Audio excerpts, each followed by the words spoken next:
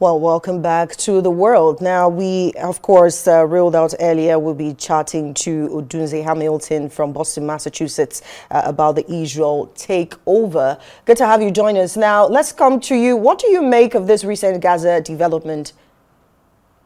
So thank you for having me again this week. Everybody should be concerned about the situation in Gaza.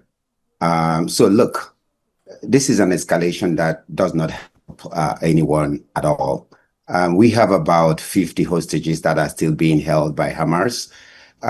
20 of those hostages are confirmed to be alive.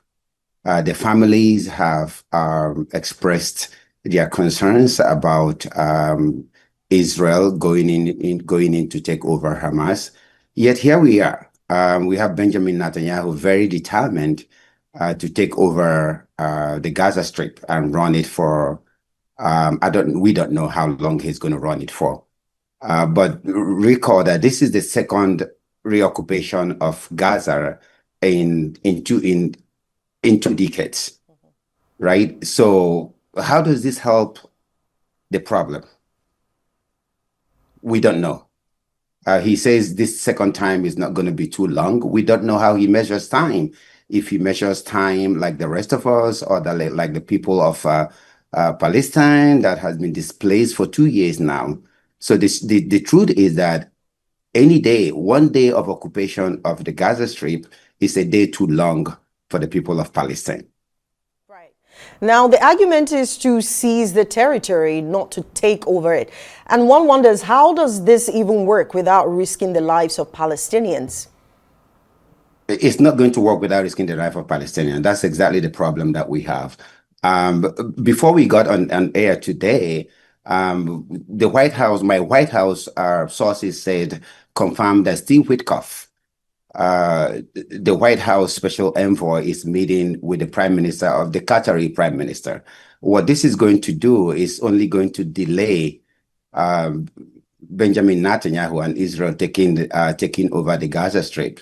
It is not going to stop them. But the problem is that we have 2 problems. The number one problem we have is that the parties are not negotiating they're not negotiating in fair terms, like we discussed last week.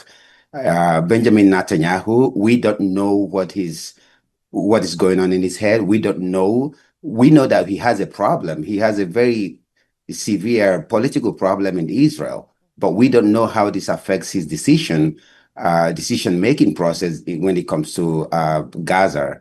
But the truth is that the issue is going to be very dicey, right?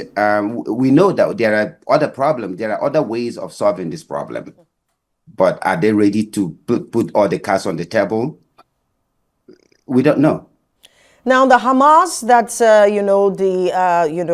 terrorist group that have been in this control of that territory.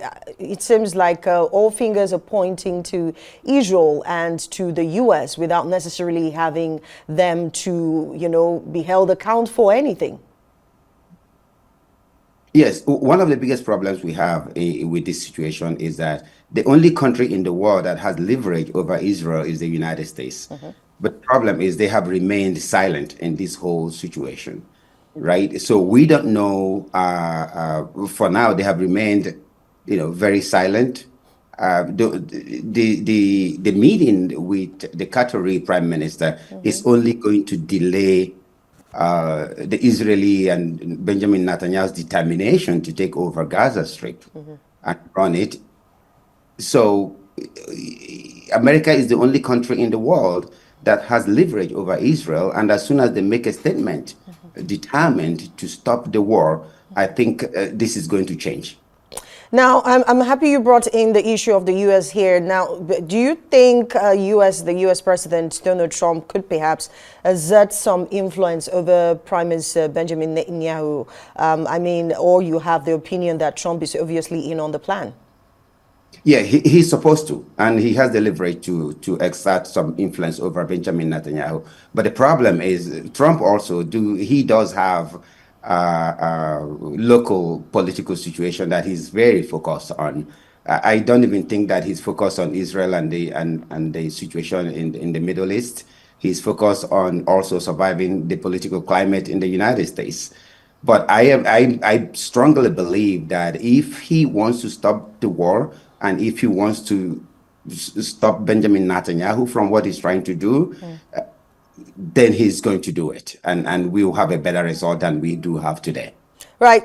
So let's just touch briefly on, international bodies. A whole lot of people have condemned what, Benjamin Netanyahu is proposing, including Germany halting weapons sales to Israel. What can be done to further, sort of ensure that lives are safe and, some of the countries that supply weapons to, Israel can sort of convince Benjamin Netanyahu and the whole team to, look the other way? Yes, many countries in the world have condemned this move by Israel to take over Gaza because there'll be more bloodshed and more displacement of Palestinians than we've seen in the past. But like I said before, I don't think many of the countries don't have as much leverage as the United States have on Israel. So the United States is the key piece to peace in the Middle East between Israel and Hamas, right? So whatever they do, we need the United States. We need Donald Trump to step up. Right now, he's not stepping up. He's not doing what he's supposed to do between Israel and Hamas. But as soon as he steps up, like I said, the situation is going to be completely different. Right. Thank you so much, Hamilton Odunze, for joining us from Boston, Massachusetts, to talk about the Gaza takeover.